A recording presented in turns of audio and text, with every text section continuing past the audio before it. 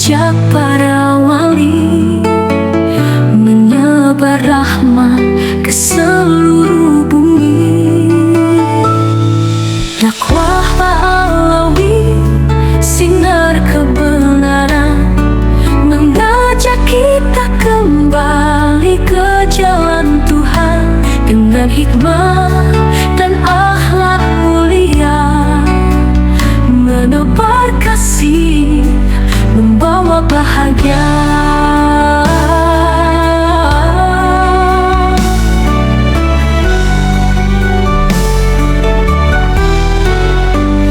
Dalam setiap langkah dan doa tertanam benih hikmah yang nyata, menyebar cinta dalam setiap kata, menghantarkan kita pada ridhonya. Dakwah Alawi, sinar kebenaran, mengajak kita kembali ke jalan Tuhan dengan hikmah dan akhlak mulia, menebar kasih, membawa bahagia.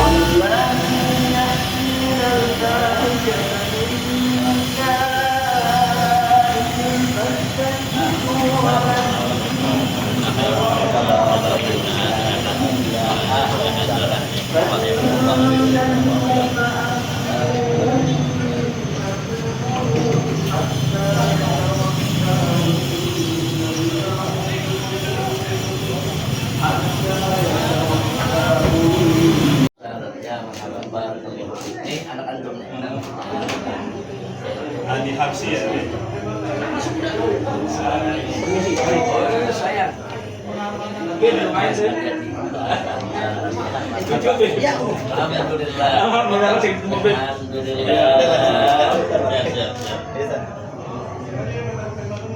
Masya Allah, tabarakallah.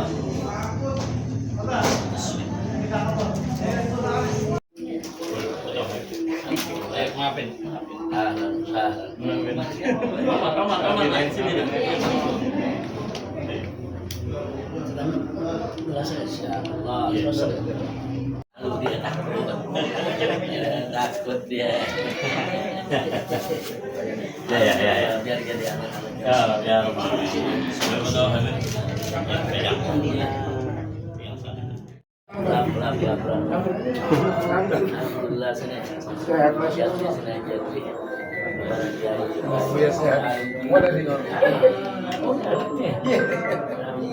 Kan gay. Ponakan, ini bukan. Di mana?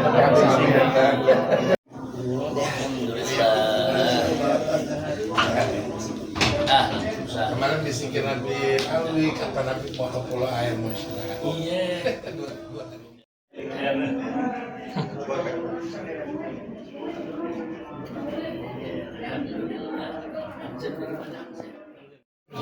Baru satu anak. Mudah-mudahan biar jadi anak yang saleh.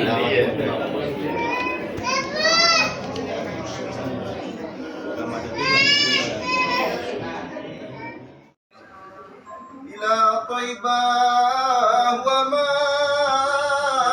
في الكون بقعة مثل طيبة بها قلبي يطيب إلى شباك والمحراب والروض الرحيبة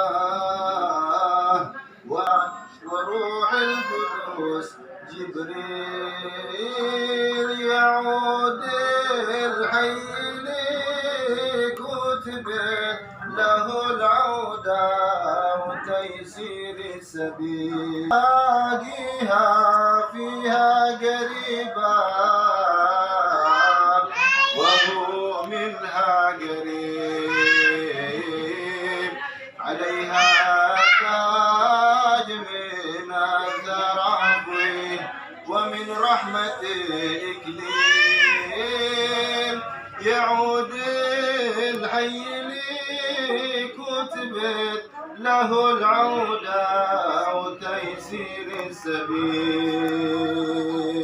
Batinlah menyeru mudah-mudahan perbuatan yang baik untuk tidak segala perbuatan yang dosa. Mari sama-sama kita tinggalkan begitu kepada Al-Walid Habib Muhammad Budi Sinau di Bosnia.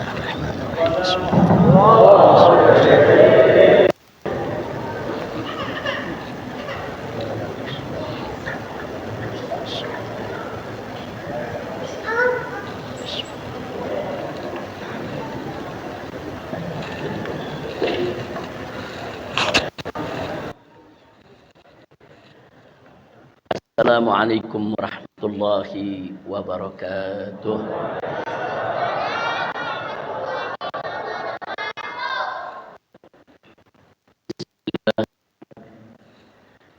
Walhamdulillah wala hawla wala quwwata illa billah. Ashhadu an la ilaha illallah wahdahu la syarika lah wa ashhadu anna sayyidana Muhammadan abduhu wa rasuluh la nabiyya ba'dah. Allahumma salli wa sallim wa barik ala sayyidina wa habibina wa syafi'ina wa maulana nabiyyina Muhammad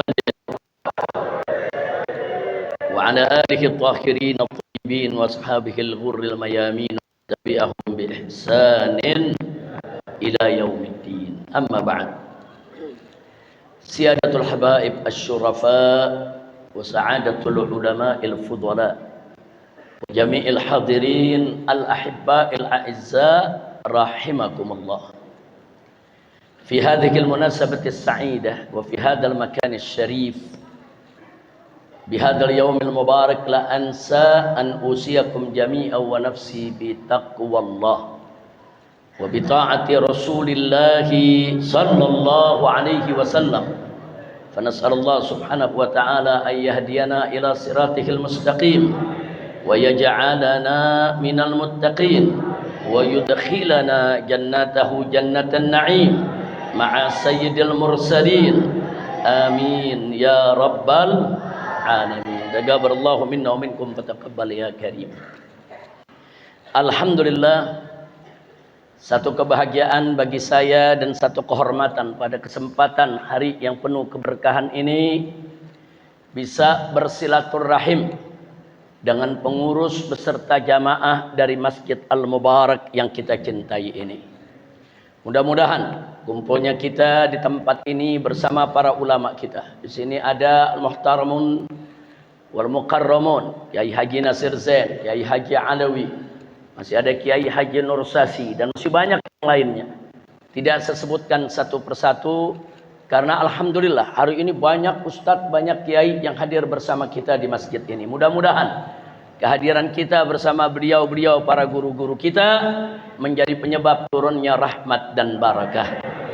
Amin ya rabbal alamin. Tadi kita sudah sama dengarkan nasihat yang luar biasa yang disampaikan oleh khotib kita di mimbar Jumat ini ya ikhwan, di mana beliau menyerukan kita untuk takwa kepada Allah dan supaya kita tahu apa dan bagaimana peran ulama di tengah umat. Mudah-mudahan apa yang telah beliau sampaikan tadi masuk ke relung hati kita untuk kita jadikan pedoman kita, sehingga kita pulang dari masjid ini betul-betul membawa berkah ilmu maupun adab yang sudah diajarkan oleh guru-guru kita, insya Allah. Hadirin, dari Jumat ke Jumat, Jumat ke Jumat, di setiap mimbar Jumat kita selalu mendengar wasiat dengan takwa. Karena kita sama memaklumi bahwa wasiat dengan takwa adalah rukun daripada khutbah Jumat yang wajib untuk disampaikan oleh khotib Jumat. Tanpa wasiat dengan takwa, khutbah tidak sah. Nah, muncul pertanyaan, Kenapa sih setiap Jumat kita diberikan wasiat takwa kepada Allah, takwa kepada Allah? Apa enggak bosan? Setiap hari Jumat yang kita dengar, usikum wa nafsi bitaqwallah. Aku wasiatkan untuk engkau sekalian semua juga diri saya agar senantiasa takwa kepada Allah. Setiap Jumat di masjid mana saja kita sholat, di masjid mana saja ya kawan. Mau di Indonesia, mau di luar Indonesia, yang kita dengar wasiat dengan takwa. Kita pindah ke masjid lain, tetap ada wasiat dengan takwa. Nah, di sini yang ingin saya ingatkan, jiwa kita ini ya ikhwan, seperti besi atau baja yang keras. Besi baja yang keras, kalau ingin dibuat jadi pedang, nggak cukup sekali bakar. Enggak cukup sekali pukul ya ikhwan. Besi baja yang keras dibakar berkali-kali. Setelah dibakar ditempa, dibakar ditempa. Terus menerus begitu. Dibakar, ditempa, celup ke air. Dibakar lagi, ditempa lagi, celup lagi ke air, saudara. Nah, kenapa sedemikian rupa? Karena baja tidak akan pernah berubah menjadi pedang hanya dengan sekali bakar. Baja tidak akan pernah berubah menjadi pedang-pedang yang tajam hanya dengan sekali pukul, sekali tempaan. Tapi besi baja sekeras apapun, kalau dibakar berkali-kali, ditempa berkali-kali, dipukul berkali-kali, maka dia akan berubah menjadi pedang yang tajam. Hati kita begitu juga ya ikhwan. Enggak cukup hanya diberikan nasihat sekali, enggak cukup hanya diberikan wasiat sekali, enggak cukup hanya dengan diberi peringatan sekali, tapi harus berkali-kali. Pukul itu hati dengan wasiat takwa kepada Allah.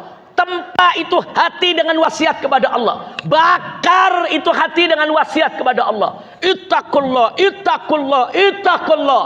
Dari Jumat ke Jumat, Jumat ke Jumat. Belum lagi ditambah dengan ceramah-ceramah di atas mimbar. Belum lagi ditambah dengan pengajian-pengajian di majelis-majelis taklim.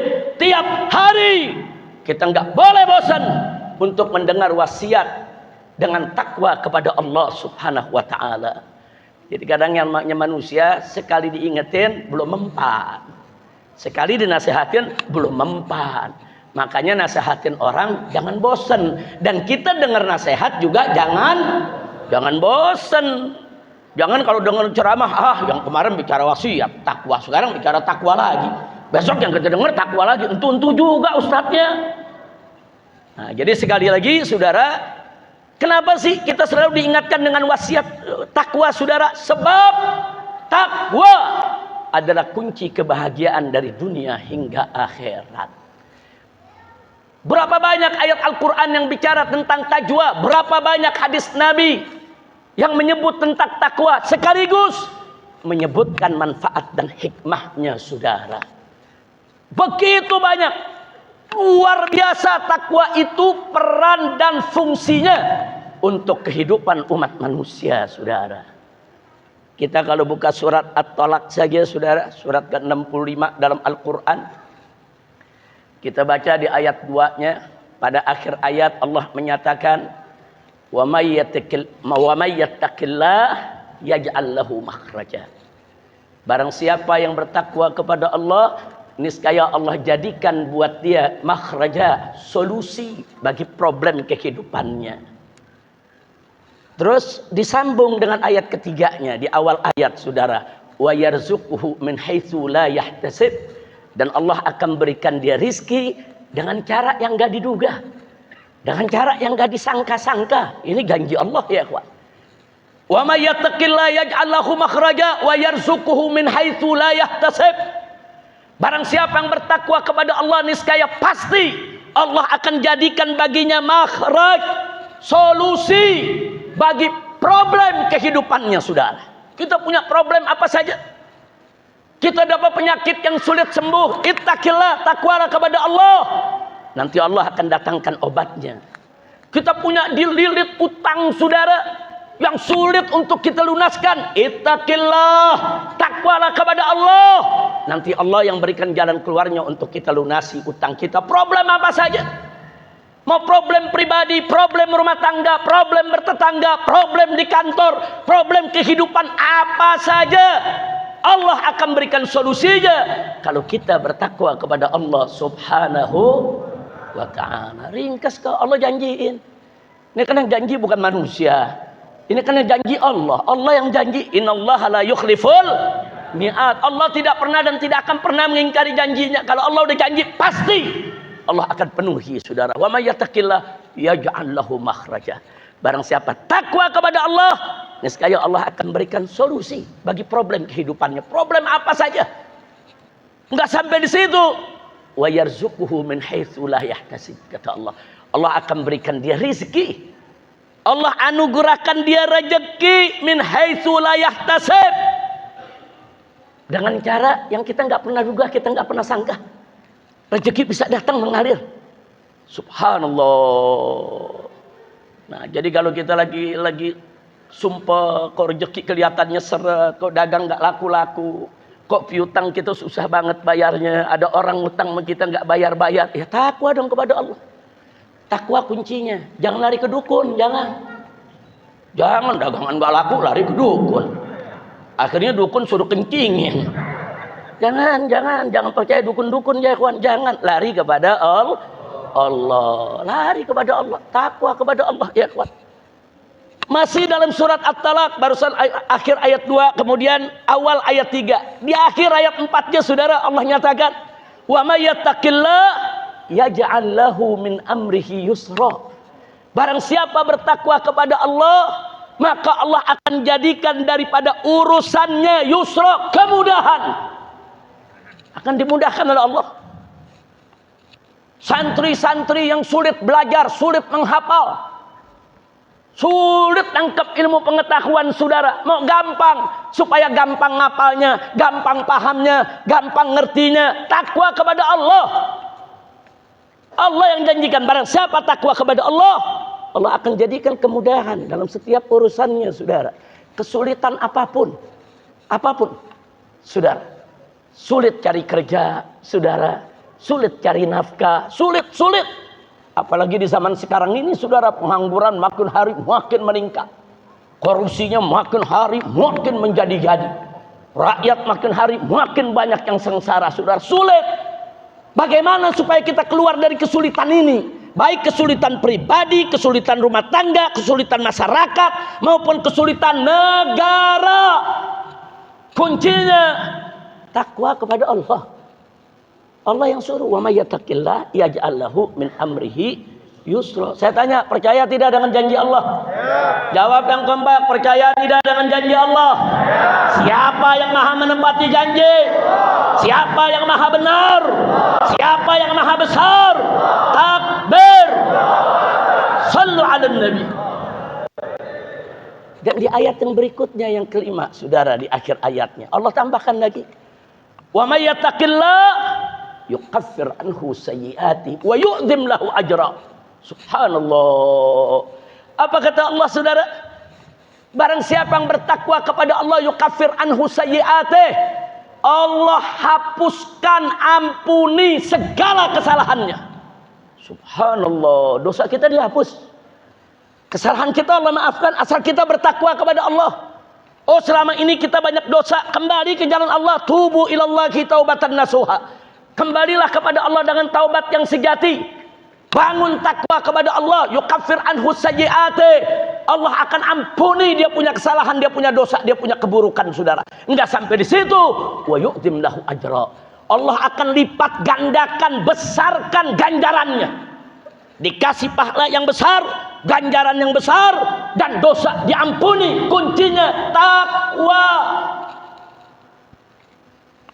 Makanya pantas dari Jumat ke Jumat kita diwasiatin dengan takwa. Oh begitu peranan takwa. Problem bagi segala kesulitan, pintu rezeki dari arah yang tidak kita sangka, tidak kita duga. Saudara, pintu untuk pengampunan dosa kita, pintu dilipat gandakan ganjaran kita.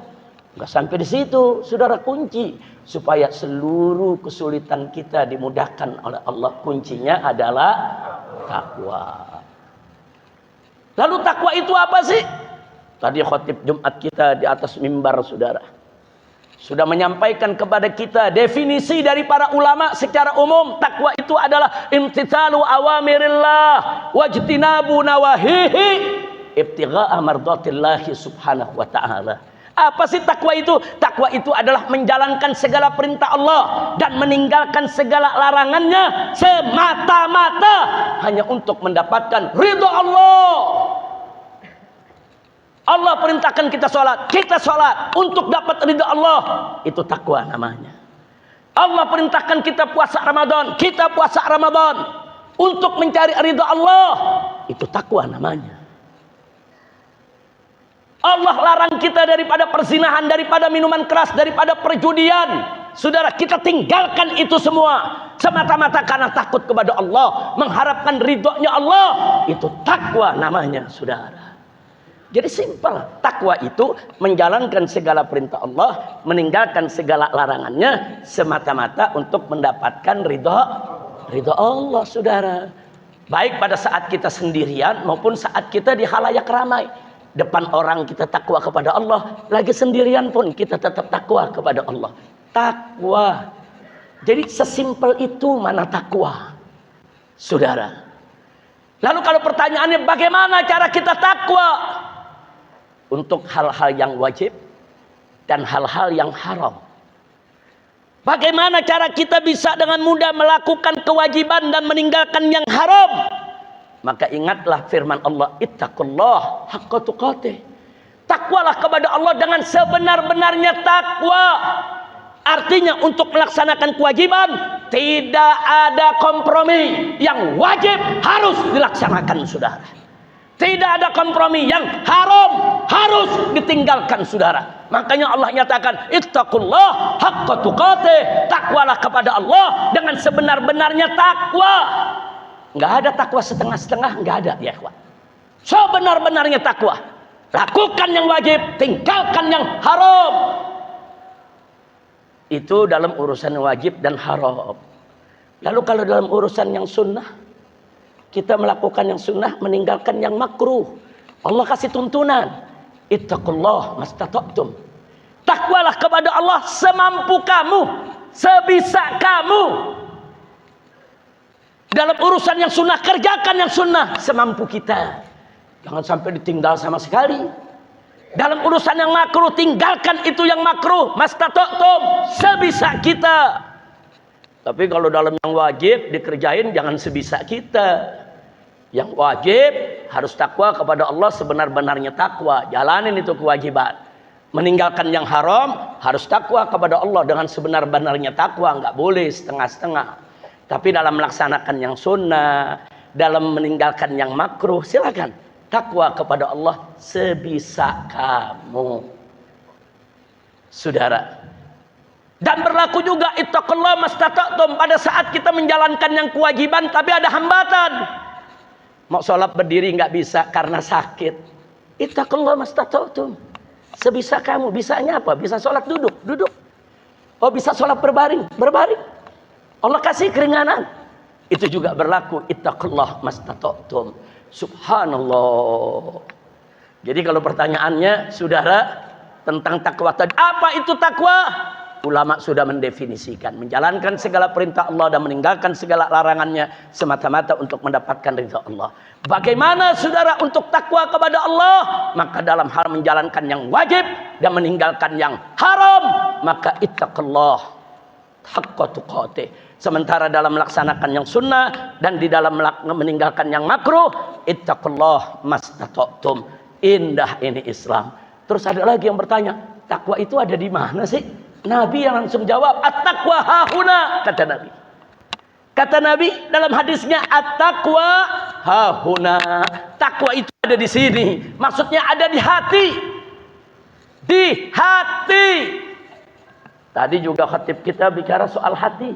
Saudara, jaga hati kita, jaga kebersihan hati. Saudara, ya, hati ini harus selalu kita jaga, saudara. Karena Nabi mengatakan dalam satu hadisnya, saudara, apa beliau nyatakan? Saudara, ala fil jasadi mudghah. Ingat kata Nabi, di dalam jasad kita ada segumpal daging, in saluhat saluha sairul jasad Kalau itu segumpal daging itu bagus, maka seluruh jasad akan ikut bagus. Wa in fasadat, tapi kalau dia rusak, seluruh jasad kita akan rusak, saudara. Ala wahyal qalb, kata Nabi. Tidak lain dan tidak bukan, yang dimaksud dengan segumpal daging tadi adalah hati. Jadi Nabi yang kasih tahu kalau hati sudah rusak, semua jasad kita ikut rusak. Maksudnya saudara, ini ada pemahaman medis, ada pemahaman agamis. Kalau menurut pemahaman medis, yang namanya qalb itu saudara jantung, atau qalb itu juga bisa hati, liver. Ini kalau sudah rusak, semua fungsi tubuh ikut rusak. Liver kalau udah rusak, liver itu pabriknya darah, saudara. Pabriknya darah, jantung cuman pompa darah, ginjal cuman menyaring darah. Tapi pabriknya darah ada di liver, ada di hati, saudara. Kalau dia sudah rusak, saudara, ginjal pun nggak berguna menyaringnya. Jantung pun juga nggak berguna memompakan lagi, saudara. Karena nggak ada lagi yang dipompa. Selesai sudah produk darahnya, saudara. Rusak seluruh organ tubuh. Itu makna medis. Tapi sekarang kita bicara makna agamis. Kalau hati kita sudah rusak, seluruh amal tubuh kita ikut rusak. Kalau hati sudah rusak, mata akan ikut diajak memandang yang rusak. Telinga akan diajak mendengar yang rusak. Tangan akan diajak bekerja yang rusak. Kaki akan diajak untuk melangkah ke tempat yang rusak. Kalau hati sudah rusak, seluruh amalan sekujur badan kita akan ikut rusak. Makanya jaga hati, saudara. Makanya indah banget tuh khatib tadi tuh di atas mimbar. Hati bersihin, jaga hati kita. Sebaliknya kalau hati sudah baik, hati sudah bersih, seluruh anggota badan kita akan diajak ke arah yang baik. Hati baik, mata diajak lihat yang baik. Hati baik, kuping diajak mendengar yang baik. Hati baik, mulut diajak bicara yang baik. Hati baik, tangan, kaki semua diajak ke arah yang baik, saudara. Jadi kuncinya di mana? Hati. Dan takwa adanya di mana? Hati, saudara. Jadi hati ini, saudara, hati ini harus betul-betul kita jaga. Dari penyakit apa? Dari semua penyakit hati. Penyakit iri, penyakit dengki, penyakit hasad, hasut, saudara, penyakit benci, penyakit macam-macam penyakit hati. Penyakit kibir, ujub, takabur. Saudara, jaga kita punya hati dari penyakit-penyakit hati yang bisa merusak. Dan suburkan sifat-sifat yang baik dalam hati kita. Ini soal iri dengki saja nih, saudara ya. Sebagai contoh, saudara, Al-Imam Asy-Syafi'i radhiyallahu ta'ala anhu pernah mengatakan dalam syairnya, kullu adawatin qad turja shifa'uha illa adawatu man adaka bil hasadi. Kata Imam Syafi'i, setiap permusuhan bisa diharap obatnya. Gampang cari obatnya, saudara. Gampang, kata Imam Syafi'i. Ada harapan dapat obatnya. Illa, kecuali adawatu man adaka bil hasad, kecuali permusuhan dari orang-orang yang memusuhimu karena iri dan dengki. Kalau ada orang benci sama kita karena dia tidak kenal, nggak usah khawatir, saudara. Besok kalau kenal juga hilang bencinya. Tak kenal maka tak sayang. Nah, dalam bahasa Arab dikatakan, saudara, annasu a'da'u majahilu. Manusia itu menjadi musuh dari apa yang dia belum tahu. Kalau dia belum tahu, bukan hanya benci, kadang-kadang memusuhi, saudara. Tapi kalau sudah tahu, lain lagi ceritanya. Makanya dalam peribahasa-bahasa Indonesia, tak kenal maka tak sayang. Dia nggak kenal aja dia benci. Nanti kalau udah kenal juga hilang bencinya. Yang kedua, kalau orang benci sama kita, saudara, karena kesalahan informasi. Salah dia dapat informasi, saudara, nggak usah khawatir. Besok begitu informasi yang benar masuk, saudara, selesai, bencinya akan hilang. Bahkan dia akan menyesal, kenapa ya kemarin saya benci? Karena salah informasi. Yang ketiga, kalau orang ada benci karena kepada kita karena hasutan, karena propaganda, disesatkan oleh opini, saudara. Diprovokasi kita untuk benci sama seseorang. Nggak usah khawatir, saudara. Begitu yang bersangkutan, saudara mendapatkan informasi yang benar dan tahu dirinya sedang diprovokasi, tahu dirinya sedang dipanas-panasi orang, bencinya akan hilang. Nggak usah khawatir. Tapi hati-hati kalau orang benci kepada kita karena hasad, karena iri, karena dengki, nggak bisa kita obati, saudara. Kecuali yang punya diri sendiri, dia taubat kepada Allah, dapat taufik dan hidayah, baru dia bisa obati. Kenapa? Karena orang kalau sudah benci sama kita, iri, karena iri, dengki, walaupun dapat informasi sudah benar, tetap dia nggak percaya. Walaupun dia lihat dengan mata kepalanya sudah benar, tetap dia nggak terima. Karena di hatinya ada iri, ada dengki, ada kebencian yang mendalam.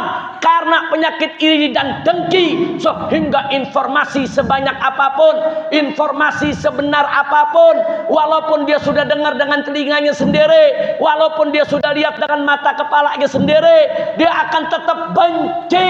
Kenapa? Karena dasar bencinya adalah hasad, iri, dengki. Sudah. Nah, itu saya mau tanya, penyakit iri dengki bahaya tidak? Bahaya tidak? Orang lain nggak bisa obatin, nggak bisa, saudara. Nah, kalau bencinya karena salah informasi, gampang kita obatin. Kasih aja informasi yang benar. Nah, kalau bencinya karena nggak kenal, gampang obatnya. Kita kenalan aja. Saudara kita bergaul, selesai dapat obat. Tapi kalau bencinya karena iri dan dengki, hati-hati, saudara. Maka itu yuk sama-sama buang jauh-jauh penyakit iri dan dengki kalau ada di hati kita kepada siapapun. Karena iri dan dengki membuat kita tidak pernah objektif lagi.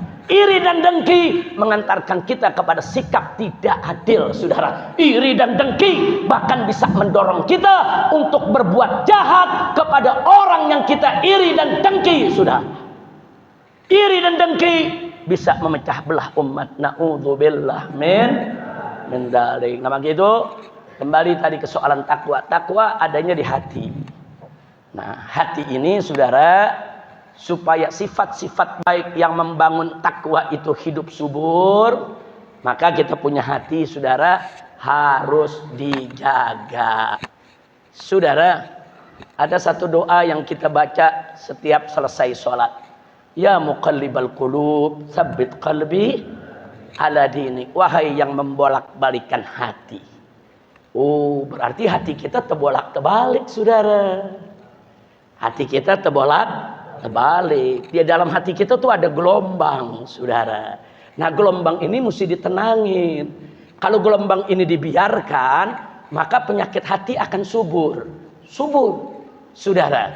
Tapi kalau gelombang ini dibuat tenang, saudara, nanti penyakit sifat-sifat yang baik yang akan subur.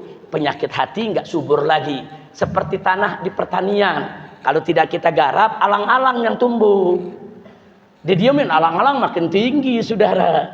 Tapi coba kalau kita garap, kita gali, kita taruh bijinya, kita jaga, tumbuh pohon-pohon yang manfaat, alang-alang nggak tumbuh lagi, saudara. Jadi manakala bibit-bibit yang baik sudah tumbuh, bibit-bibit yang jahat nggak bakal tumbuh di tempat itu, saudara. Nah, begitu juga hati kita, saudara. Supaya, saudara, pohon-pohon keburukan, sifat-sifat jelek tidak tumbuh di hati kita.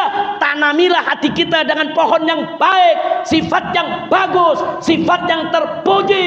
Niscaya pohon jelek nggak bakal tumbuh, saudara. Nah, pertanyaannya, saudara, ini kan hati terbolak-terbalik. Hati kan bergelombang.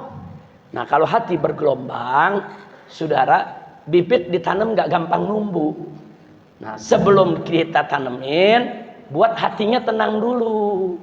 Bagaimana cara menenangkan hati? Allah sudah kasih tahu dalam Al-Quran. Ala bidzikrillahi tatmainnul qulub. Ingat kata Allah, dengan zikir kepada Allah hati akan tenang. Subhanallah. Hati yang terbolak-terbalik tadi, hati yang bergelombang tadi, saudara, hati, saudara, yang perlu ditenangkan tadi, ternyata kuncinya adalah zikrullah, zikir kepada Allah, hati akan tenang. Dan zikir yang terbesar adalah wala zikrullahi akbar, yaitu salat. Jadi bagaimana sifat baik mau tumbuh kalau sholat kita nggak jaga?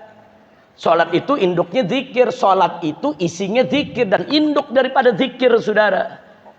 Kita berdiri ada zikirnya, ruku ada zikirnya, i'tidal ada zikirnya, sujud ada zikirnya, duduk ada zikirnya, saudara. Sholat itu adalah zikrullahi akbar, zikir kepada Allah yang terbesar. Jadi artinya, satu, jaga sholat. Dua, banyak-banyak zikir, hati akan tenang. Kalau hati udah tenang, kita tanamin sifat-sifat baik, tumbuh ya kawan. Nggak usah khawatir.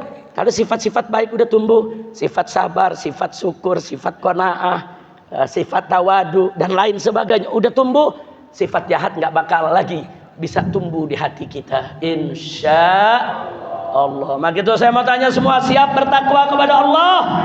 Siap jaga hati kita? Siap jaga sholat kita?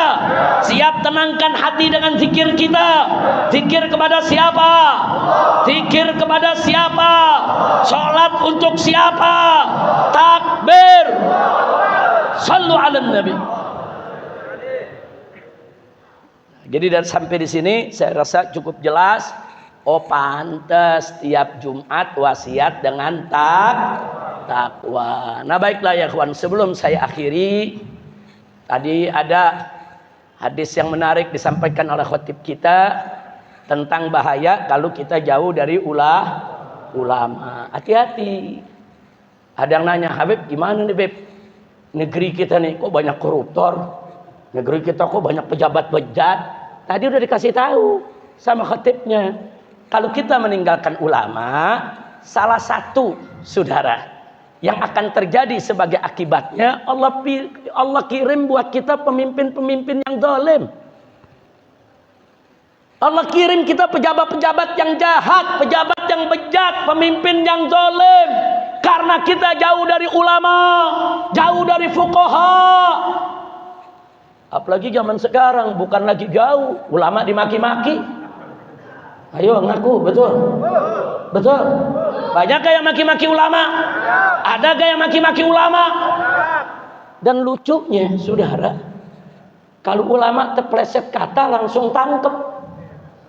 Giliran ulama dimaki-maki nggak ditangkep-tangkep. Iya. Kacau tidak? Kacau tidak? Ya tapi kita mesti introspeksi diri juga. Kok begini ya? Gara-gara kita jauh dari ulama. Jangan jauh-jauh dong. Kan di setiap kampung nih, apalagi di Jakarta, ada ulama, ada kiai, ada mu'allim. Di tiap masjid ada pengajian, dipimpin oleh guru-guru kita. Merapat ke pengajian, merapat ke majelis taklim, saudara. Jangan bilang saya mau ngaji tapi nggak ada gurunya. Siapa bilang? Ini yang namanya Jakarta, Betawi, guru sabrek-kabrek, saudara. Saking banyaknya di setiap masjid, setiap musola, setiap gang ada tuan-tuan guru. Bahkan saat ini tuan-tuan gurunya nggak tanggung-tanggung, saudara. Yang lulusan Mekah, yang lulusan Yaman, yang lulusan Mesir, yang lulusan pondok-pondok pesantren berbagai tempat di Indonesia bisa baca kitab, saudara. Bisa jadi tempat kita bertanya. Dekati ulama, jangan tinggalkan ulama. Nah kalau ninggalin ulama, ya begini akibatnya, saudara. Nah apa yang terjadi sekarang di kita punya negeri? Inna lillahi wa inna ilaihi raji'un.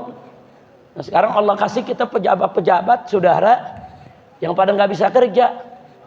Bahkan kalau menghadapi kritik rakyat, jawabnya seenaknya. Rakyat teriak, cabai mahal. Dijawab sama pejabat, tanam aja sendiri. Ada yang jawab begitu? Kacau tidak? Rakyat teriak listrik mahal. Pejabatnya jawab, ya lu jangan pasang listrik. Rakyat teriak BBM mahal. Pejabat jawab, ya lu jangan beli bensin. Saya mau tanya, ada gak pejabat yang jawab begitu? Jujur, ada gak? Ada gak? Kok jawabnya begitu, saudara? Mahasiswa teriak Indonesia gelap. Pejabat jawab, kau yang gelap. Saudara, kalau ada kritik dari rakyat, masyarakat mahasiswa bilang Indonesia gelap. Introspeksi. Apa sih maksudnya gelap? Panggil mahasiswanya. Kau bilang Indonesia gelap, apanya yang gelap? Oh ini Pak, Gelap karena penegakan hukumnya nggak jelas. Oh ini Pak, karena hukumnya ini cuman tajam ke bawah, tumpul ke atas. Oh ini Pak, masalahnya bensin dijual sama negara oplosan. Nah kalau negara aja mau oplos, bagaimana rakyat? Ini negara loh saudara. Pertamina tuh resmi negara punya, betul? Ngoplos nggak? Astagfirullahaladzim. Nah ini Pak yang kami maksud gelap. Tanya dulu, jangan langsung dijawab muka lu yang gelap. Ini bukan obrolan warung kopi, bukan. Ini komunikasi antara rakyat dengan pejabat. Lihat, oh karena korupsinya belum maksimal, ayo kita maksimalkan. Oh karena Pertamina kemarin ngoplos, ayo cegah, jangan lagi ada oplosan. Begitu dong. Abdullah yang gawat, saudara. Ada yang gawat lagi nih, saudara. Ada beberapa purnawirawan jenderal mengusulkan supaya wakil presiden diganti. Usul. Boleh gak usul? Urusan diterima ditolak kan urusan DPR MPR. Usul boleh gak? Itu purnawirawan jenderal, sampai ratusan jenderalnya saudara, dengan laksamana, marsekal, kolonel, ratusan orang ngusulin. Wajar tidak? Jawab. Oh ya, usulan Anda kami terima, nanti kami kirim ke DPR. Bagaimana sikap DPR, bagaimana MPR, dipelajari dulu. Itu pejabat. Betul? Enggak, jawabnya apa? Yang minta wakil presiden itu untuk diturunkan, silakan keluar dari Indonesia.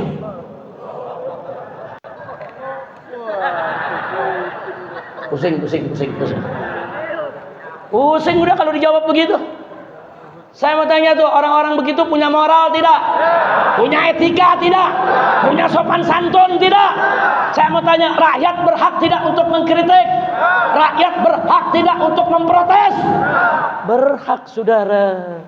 Kewajiban pejabat, ambil itu kritikan. Mana kritikan yang nggak betul? Sampai rakyat, kau punya kritik nggak betul, kau salah informasi. Sebetulnya begini, bukan begitu. Rakyat, masukanmu nih benar nih, kami pertimbangkan, nanti kami pelajari. Itu pejabat. Abdullah yang lebih kejam. Rakyat rame-rame kritik, mahasiswa rame-rame protes, demonstrasi. Kiai-kiai saudara ikut bicara di atas mimbar. Apa mereka bilang? Jangan pakai sok-sok kritik. Jasa kalian kepada negara apa?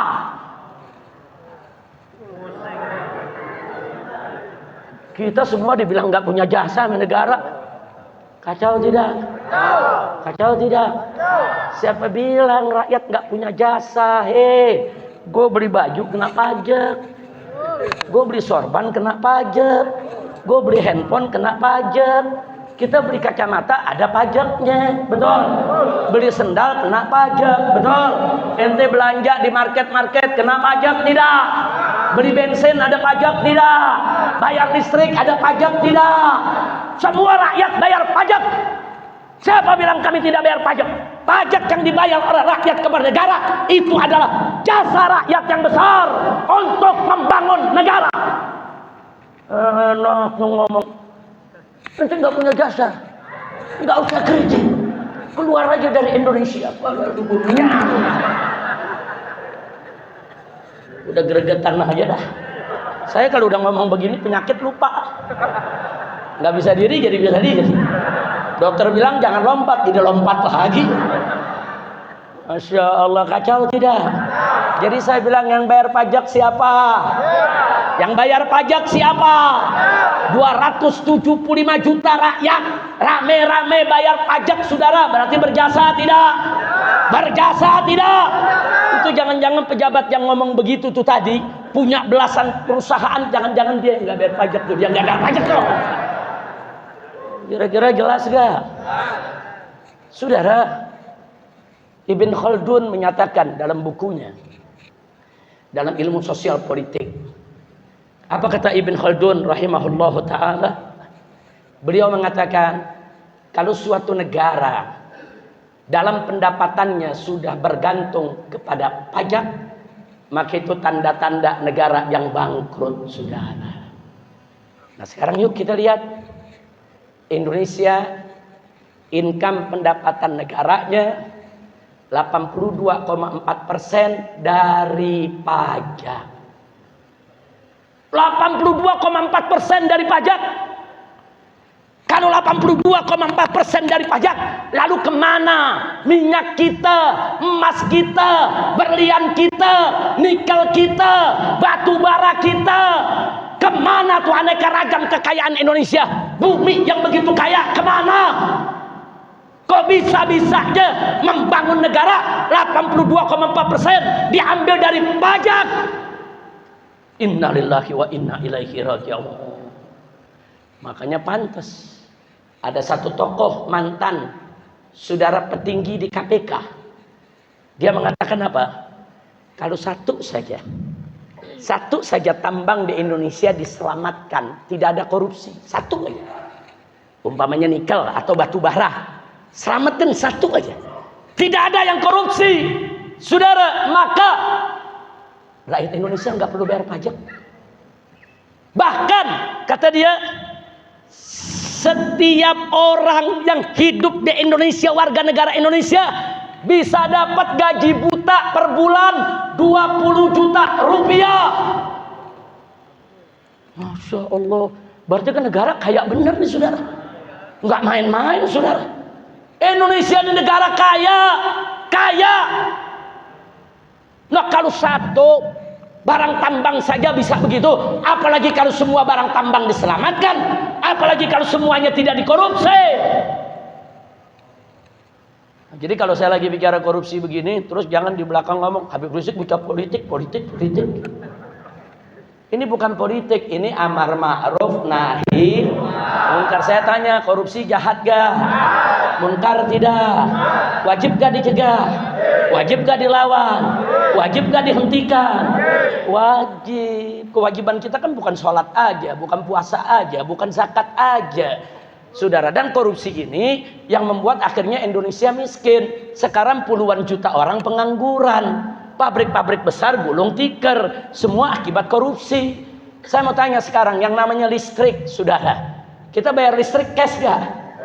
Ada ngutang? Ada ngutang? Nah, masyarakat di mana-mana masang listrik, bayar gak? Bayar gak? PLN punya saingan gak? Punya saingan gak? Nah, jadi kalau hitung-hitungan bisnis, semua bayar, semua cash, nggak ada yang ngutang. Saingan nggak punya, mestinya PLN untung apa rugi? Untung apa rugi?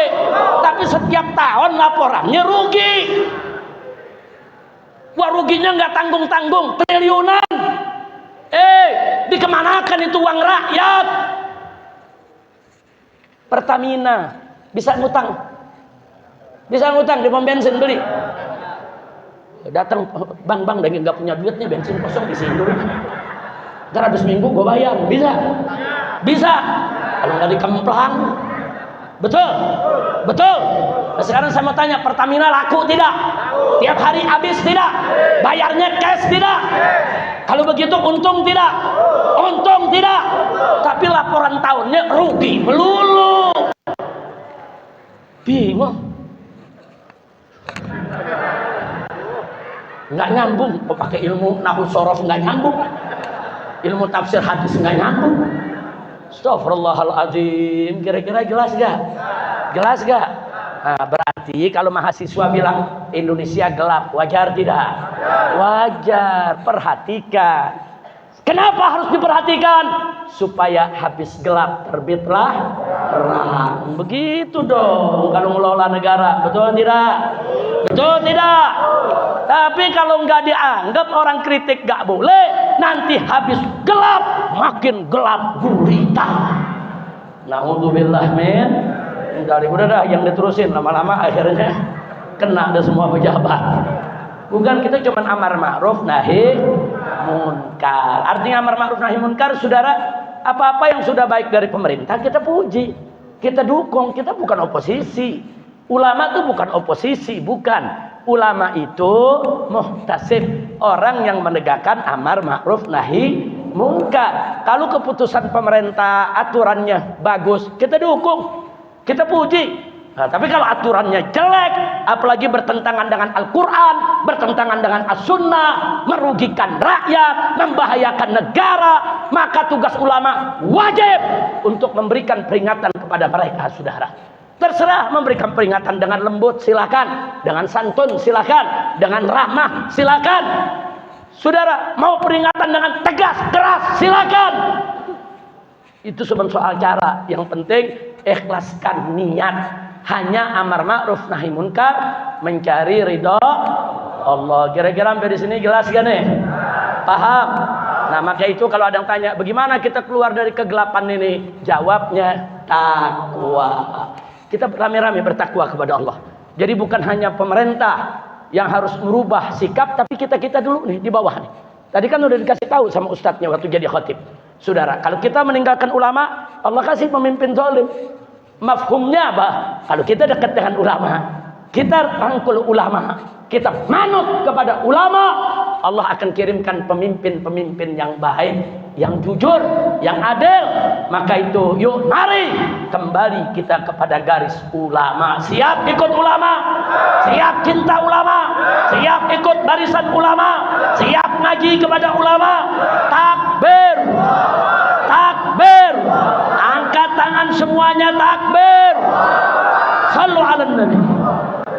Nah, yang terakhir saya ingetin nih, kalau ada yang mau tahu, Beb, ini sekarang ini korupsi di Indonesia separah apa sih? Mau tahu tuh separah apa? Mau tahu gak? Mau tahu? Kapan? Sekarang? Jumat depan? Mesti sekarang? Saya cuma menggambarkan parahnya. Setuju? Setuju? Dulu zaman Pak Harto, korupsi ada, bukan gak ada. Tapi korupsinya di kolong meja.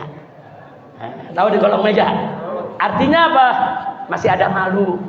Masih ada, bukan korupsi nggak ada, bukan sama Harto. Pak Harto ada korupsi, korupsinya di kolong meja. Nah begitu kita reformasi, saya pikir bagus nih reformasi. Nggak taunya ujung-ujungnya jadi repot nasi. Begitu zaman reformasi, saudara, korupsinya naik ke atas meja, dari kolong naik ke atas. Artinya apa tuh? Malunya mulai hilang. Malunya mulai hilang. Begitu 10 tahun terakhir, begitu dapat presiden, kerjaannya pagi siang sore malam bohong melulu. Itu korupsi, sama meja-mejanya dibawa lari. Udah kacau, kacau tidak? Kacau. Maka itu yuk kita perbaiki keadaan ini. Siap memperbaiki? Siap memperbaiki? Betul. Nah kita nggak boleh diam, saudara. Yuk kita perbaiki. Dengan apa? Meningkatkan takwa kita semua. Lalu lanjutkan dengan amar ma'ruf nahi munkar. Insya Allah Allah akan rubah kondisi kita kepada kondisi yang lebih baik lagi.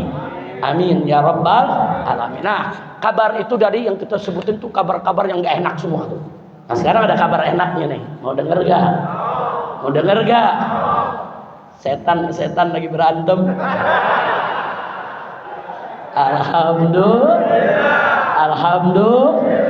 Kalau buaya lagi berantem, lu jangan pisahin, mati loh. Serigala lagi saling menggigit, pisahin jangan. Jangan gelar tikar, taruh kopi, tonton. Kira-kira jelas gak? Setan berantem, mau ngapain kita pisahin? Kalau perlu diadu. Kalau perlu adu protes. Habib, adu domba itu kan haram. Emang haram? Gue gak bilang adu domba, adu setan. Habib, adu manusia dengan manusia kan haram. Memang haram. Gue gak bilang adu manusia, gue bilang adu setan. Saya mau tanya semua, adu domba haram gak? Jawab yang semangat, adu domba haram gak? Adu manusia? Adu manusia? Adu setan? Lu jawab sendiri dah. Adu setan? Kalau saya sih pribadi wajib, nggak berantem aja gua adu, apalagi dia berantem. Kira-kira jelas gak? Paham semua? Ngerti semua? Jadi kalau setan lagi berantem, tenang aja. Nah, itu tanda-tanda insya Allah kemenangan datang dari Allah. Amin ya rabbal. Kira-kira jelas tidak? Paham tidak? Nah baik saudara. Artinya apa? Kenapa saya katakan ini kabar gembira? Karena ini buah dari doa umat. Umat di mana-mana, di masjid-masjid, di musola, di majelis taklim, di mimbar-mimbar, baca sholawat asghilidz zalimin bidzalimin. Dulu di Asafiyah tuh disetel terus tuh kiai. Saudara, Allah qabul asghilidz zalimin bizalimin. Ya Allah bikin sibuk orang zalim dengan zalim. Nah sekarang Allah lagi bikin sibuk, lu mau misahin kan lu yang berdoa. Betul? Betul. Nah, jadi itu kabar gembiranya, Allah gabulin doa kita. Amin. Amin ya rabbal alamin. Ayo sama-sama kita baca salawat asghilidz zalimin bizzalimin. Nah, ayo sama-sama. Semuanya. Allahumma shalli ala sayyidina Muhammad wa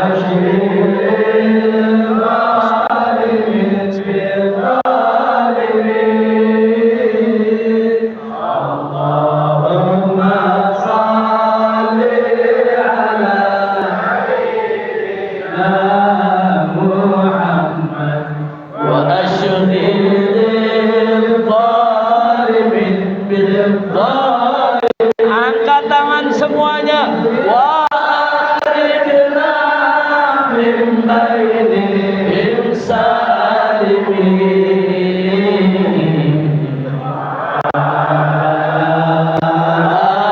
Alihi wa sahbihi ajma'in. Sekali lagi.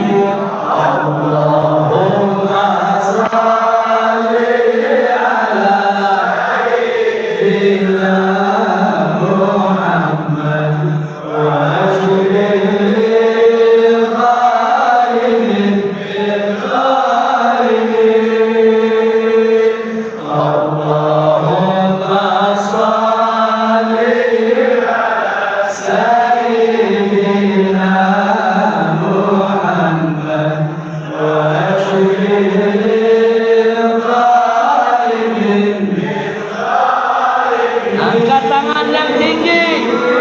Wa akhrijna min bainihim salimin.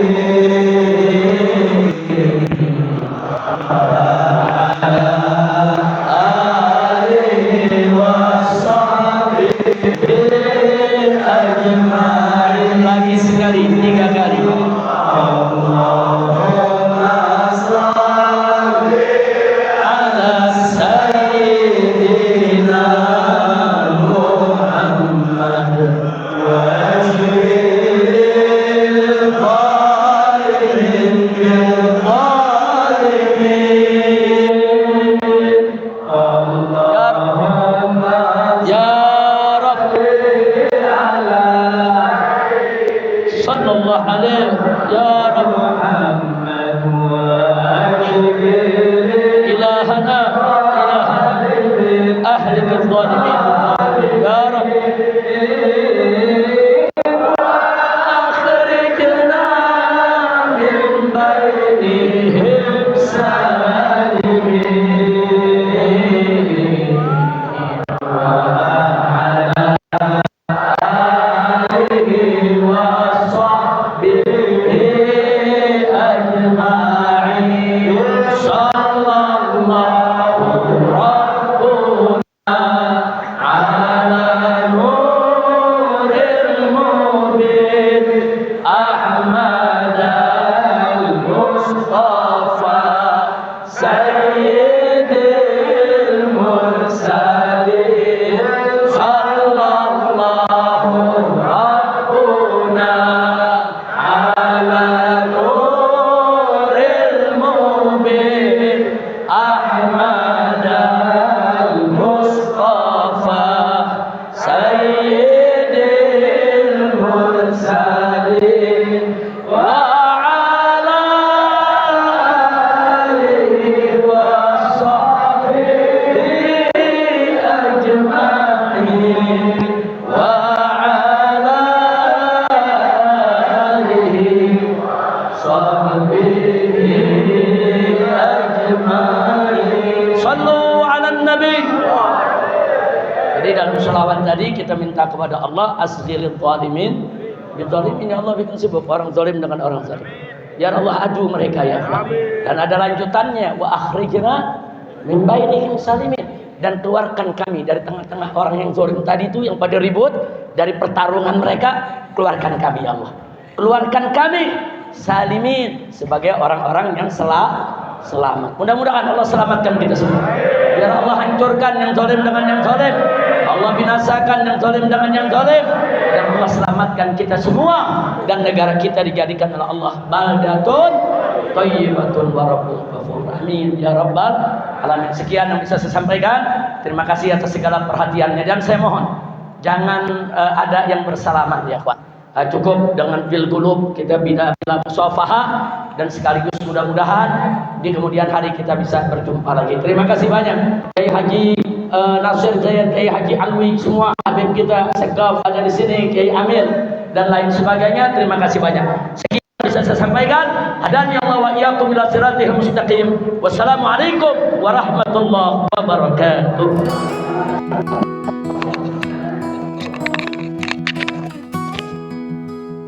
Dalam jejak langkah para wali bersinar cahaya dakwah suci, dengan hikmah dan penuh kasih menyentuh hati yang mencari arti. Di Majlis Ta'lim Sirrul Ilmi, dakwah Ba'alawi menyeru ke jalan ilahi, menebar rahmat dan berkahi, mengajak semua kembali ke dalam pelukan Maha Suci.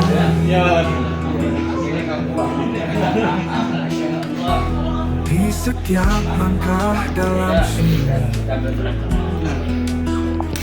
mengalun zikir dan doa hakiki, bersandar pada kekuatan ilahi, merajuk rindu pada sang Rabi. Dakwah Ba'alawi menyeru ke jalan ilahi, menebar rahmat dan berkahi, mengajak semua kembali ke dalam pelukan Maha Suci.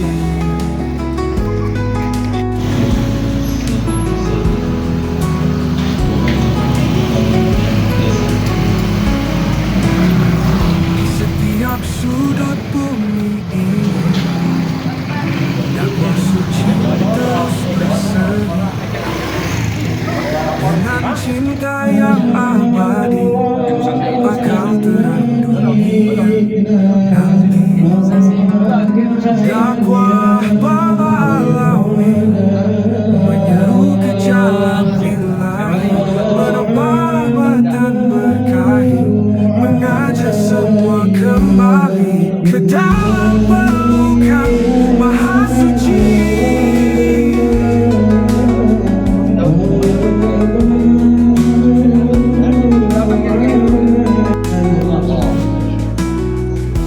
مولاي صل وسلم دائما أبدا على حبيبك خير الخلق